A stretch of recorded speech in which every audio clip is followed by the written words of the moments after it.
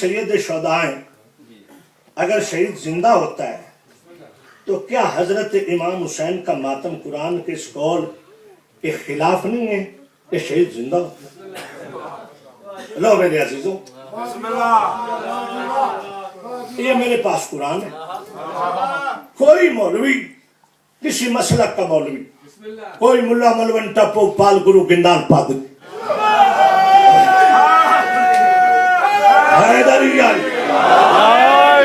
اپنی مسجد سے قرآن لے آئے، اپنی مسجد سے لے آئے، اپنا چھپا ہوا لے آئے، قرآن کی بسم اللہ کی بات سے لے کر والناس کی سین تک ایک آیت پیش کر دے کہ جس میں قرآن نے کہا ہو کہ شہید کا ماتم منع ہے، شہید کا ماتم جائز نہیں. آیت تو پیش کر، میری گردن کا خون بھی معاف، مذہب شیعہ بھی چھوڑتا ہوں، ورنہ قرآن سے ماتم میں دکھلاتا ہوں. توجہ ہے یا نہیں ہے؟ ہاں، ماتم میں دکھلاتا ہوں، منکر قرآن ہو یا صاحب ایمان ہو. حیدری آج جمعے کے خطبوں میں مولویوں نے قرآن کی یہ دو آیتیں بہت پڑھی. ایک سورہ بقرہ کی آیت جس میں خالق فرماتا ہے وَلَا تَقُولُوا لِمَنْ يُقْتَلُ فِي سَبِيلِ اللَّهِ أَمْوَاتٌ بَلْ أَحْيَاءٌ وَلَٰكِن لَا تَشْعُرُونَ، کہ جو اللہ کی راہ میں قتل ہو جائیں انہیں مردہ نہ کہو بلکہ وہ زندہ ہوتے ہیں مگر ان کا تمہیں شعور ہی نہیں ہے. توجہ ہے یا نہیں ہے؟ خالق فرماتا ہے وہ زندہ ہوتے ہیں، ان کا تمہیں شعور ہی نہیں. دوسری آیت سورہ آل عمران کی آیت وَلَا تَحْسَبَنَّ الَّذِينَ قُتِلُوا فِي سَبِيلِ اللَّهِ، کہ جو اللہ کی راہ میں قتل ہو جائیں انہیں مردہ نہ کہو بَلْ أَحْيَاءٌ، اور بلکہ وہ زندہ ہیں اور اپنے اللہ کی طرف سے رزق پاتے ہیں. توجہ میری طرف رہو. اب یہ دو آیتیں پڑھ کے مولوی 14ویں صدی کے بچوں کو، بھولی بھالی قوم کو، توجہ ہے یا نہیں، ان آیتوں کو پڑھ کے چکر دیتا ہے.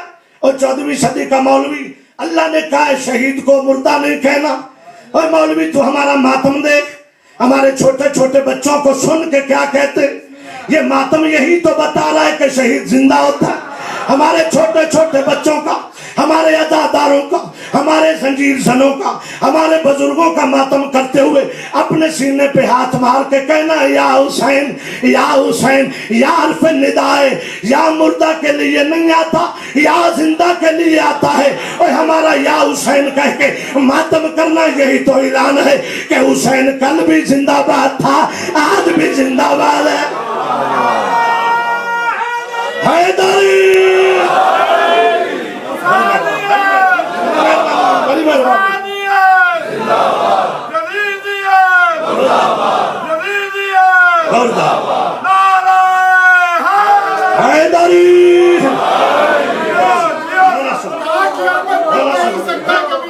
آباد و شاد تاکہ احمد پھر دے نہیں سکتا کبھی نام حسین.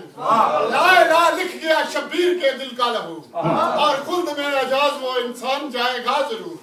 کربلا والوں کے غم میں رو رہا ہے جو لہو. کلیمان نعرہ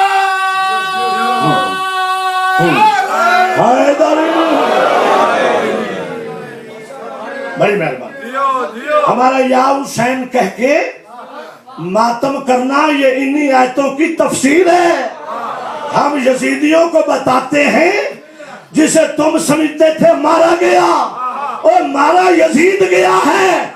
یزید کل بھی مرد آباد تھا، آج بھی مرد آباد ہے.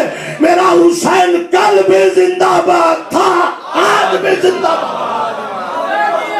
زندہ باد، زندہ باد، مرد آباد، مرد آباد. مولا سلامت.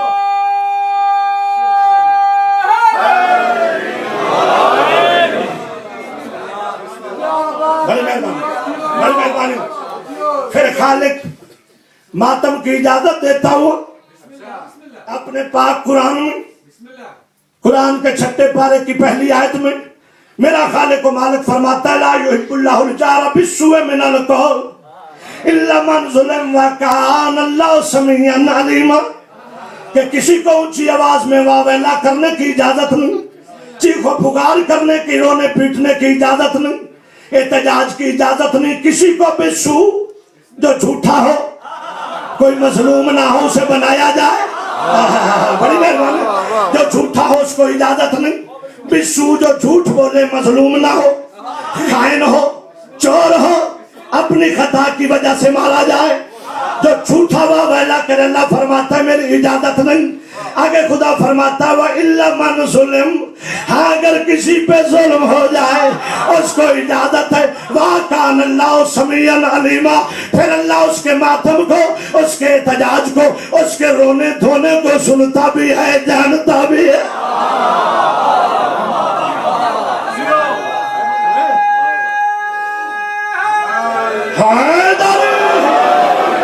مولا سلامت رکھ، مولا سلامت رکھ،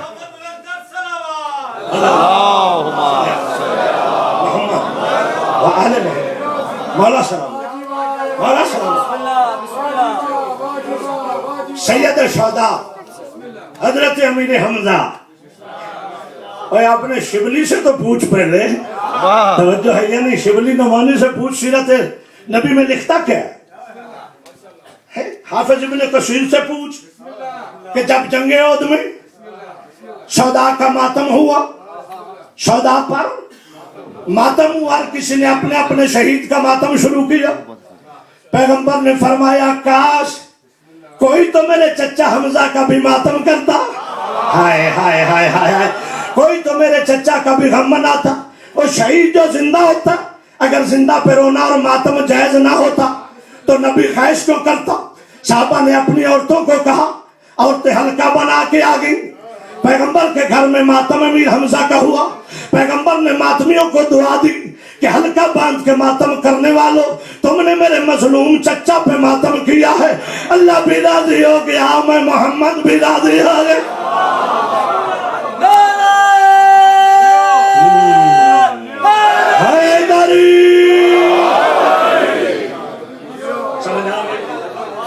سمجھ آ گئی؟ اگر چاہوں تو آدم سے لے کر خاتم تک تمام نبیوں کا ماتم دکھلا سکتا ہوں۔ یہ تو شہادت والی زندگی ہے۔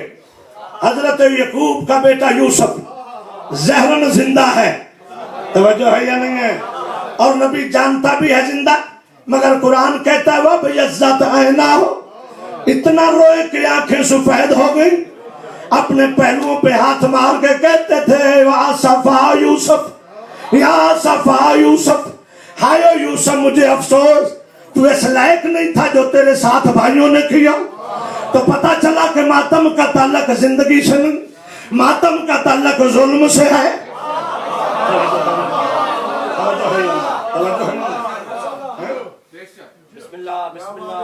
ہاں، اور کوئی اور ماتم کرے نہ کرے۔ اچھا ایک اور حوالہ دے لوں، کتاب کنز العمال میرے بھائیوں کی مستند کتاب، ہاں، اور مسند احمد بن حنبل سب سے بڑی جو مسند میں آ جائے حدیث اس کو کہتے ہیں کہ سند والی حدیث ہے۔ مسند بخاری اور مسلم سے بھی معتبر کتاب ہے۔ ام المومنین حضرت عائشہ رضی اللہ تعالیٰ عنہ فرماتی ہیں جب سلطان الانبیاء کی رحلت ہوئی تو آپ کا سر میری گود میں تھا اور میں گود میں لے کے بیٹھی تھی۔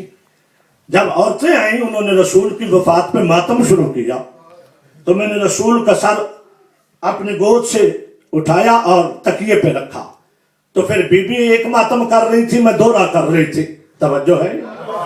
اب بی بی فرماتی ہے بی بی صرف ایسا ماتم کر رہی تھی، میں منہ پہ بھی کر رہی تھی۔ اور اگر ماتم کرنا نعوذ باللہ کہتے ہو جہنمیوں کی علامت ہے تو پھر کس کس کو بچاؤ گے؟ پھر کس کس کو بچاؤ گے؟ کس کس کو بچاؤ گے؟